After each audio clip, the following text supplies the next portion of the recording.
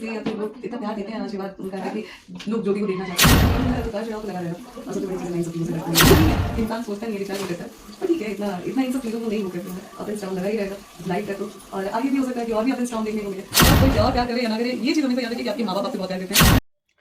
तो दोस्तों, जो लोग ये सोच रहे हैं ना कि पवन सिंह डेट पे डेट देंगे ज्योति सिंह को और कोर्ट में हाजिर नहीं होंगे, इस वजह से ज्योति सिंह परेशान हो जाएगी और फिर वो हार मान के घर पे बैठ जाएगी कि नहीं भैया अब मेरे से नहीं हो रहा, ना मेरे पास इतना पैसा है, पावर है, ना मतलब इतना कोर्ट का चक्कर मेरे से नहीं लगाया जा रहा, मैं लगातार 5-7 साल से चक्कर लगा रही हूँ। तो भाई साहब, ये गलत फहमी है तुम्हारी। ज्योति सिंह का एक इंटरव्यू है और उस इंटरव्यू के माध्यम से उन्होंने बताने की कोशिश किया है कि भाई साहब, चाहे वो 50 चक्कर एक साल में लग जाए या 500 चक्कर लग जाए, पर मैं ऐसे छोड़ने वाली में से नहीं हूँ। बिल्कुल आप लोग सही सुन रहे हैं। दोस्तों, अभी उनका एक इंटरव्यू हुआ है, हो सकता है कि बहुत सारे लोगों ने देख भी लिया हो इसको और बहुत सारे लोगों ने नहीं देखा होगा। लगभग अगर जो लोग हैं उनको देखते हैं, उनके पास फीडबैक में चला गया होगा, उन्होंने वीडियो देख लिया होगा। अगर नहीं देखा होगा तो जाइए देखिए। एक है एडवांस हब करके एक चैनल है, एक्स्ट्रा एडवांटेड हब करके कोई चैनल है। उस चैनल पे एक इंटरव्यू है उनका, लगभग 11-12 मिनट का वो इंटरव्यू है और उस इंटरव्यू के माध्यम से ज्योति सिंह ने बताने की कोशिश किया है जिस तरीके से उन्हें ट्रोल किया जा रहा है, उन्हें परेशान किया जा रहा है।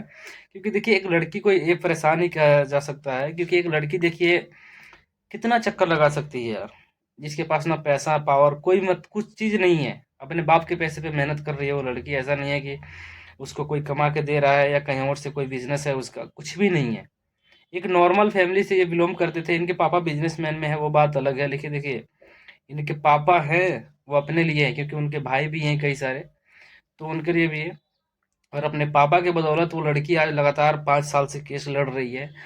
तो उनसे मीडिया वालों ने पूछा कि अगर हो सकता है कि पवन सिंह ऐसे ही डेट पे डेट दे और हर बार कोशिश करे कि कैसे भी टाल दिया जाए, चलो छोड़ो आगे बाद में देखा जाएगा, या बाद में अ, मतलब परेशान करने का आप लोग समझ सकते हैं ना, क्योंकि पवन सिंह के पास पैसा है, पावर है, हर चीज़ है और उन सब चीज़ों का उपयोग भी कर रहे हैं वो। जिस तरीके से अपनी मर्जी से कोर्ट में आना, अपनी मर्जी से ना आना, बहाना बना देना कि मेरी तबीयत खराब है और अगले दिन ही दिल्ली में शो करने चले जाना।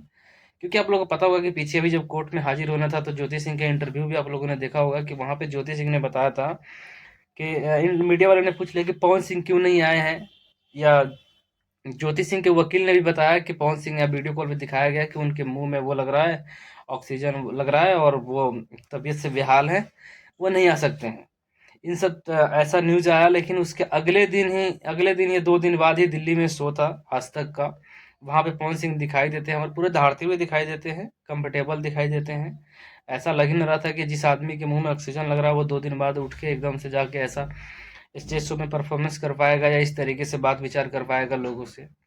तो ये कहीं न कहीं दबाव दिखाया जा रहा है और पैसा और पावर का खौफ दिखाया जा रहा है, ये सीधा-सीधा दिखाया जा रहा है। तो उन सभी सवालों पे ज्योति सिंह ने तगड़ा रिप्लाई दिया। तगड़ा रिप्लाई ऐसा दिया उन्होंने कि उन्होंने सीधा बता दिया कि उन्हें जितना चक्कर लगाना है, जो करना है कर लो।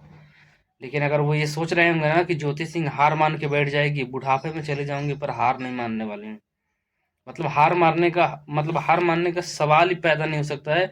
किसी भी तरीके से, चाहे कुछ भी हो, कितना भी मेहनत करना हो, दिन रात एक कर देना हो, वो जिस टाइम जब बुलाएँगे, एक भी डेट ऐसा कैंसल नहीं होगा जिस डेट को मैं कोर्ट में नहीं पहुँचूँगी। वो जब बोलते हैं उस टाइम मैं पहुँचती हूँ और हर वक़्त पहुँचती हूँ और मतलब मेरा एक भी ऐसा कोई डेट नहीं होगा जो कैंसल हुआ हो। लेकिन उनका अगर देखा जाए तो सैकड़ों ऐसे डेट हैं जिस डेट पे वो नहीं पहुँच पाते हैं। जिस दिन ज्योति सिंह और पवन सिंह का एक साथ आमना-सामना होता है, उस दिन वो नहीं आते हैं। उस डेट को वो कैंसल कर देते हैं, चाहे किसी भी बहाने से कैंसल करें। तो ये दिखा जा रहा है, लेकिन पवन सिंह को ऐसा नहीं करना चाहिए। जो भी डिसीज़न लेता है जल्दीबाज़ी ख़त्म करो, क्योंकि इस लड़की की भी ज़िंदगी बर्बाद हो रही है और तुम्हारी भी ज़िंदगी बर्बाद हो रही है। या तो सेटलमेंट करके अपने घर पे रह जाओ, दोनों एक साथ रहो। दोनों आपस में समझौता कर लो कि हाँ, इतना तुमको लेना है, इतना हमको मुझको देना है, और जो भी चीज़ें हैं आपस में ख़त्म करो। विवाद जो होना था वो हो रहा है और जितना आप लोग कोशिश करोगे उतना आगे बढ़ोगे आप लोग।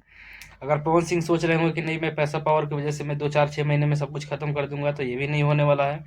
और ज्योति सिंह वो छोड़ने को राजी नहीं है। उनका सीधा कहना है कि नहीं, मैं मुझे उनके साथ रहना है, और नहीं साथ रहेंगे तो जो मुआवजा का वो एलिमिनेट का वो डला हुआ है वो देना पड़ेगा इन्हें।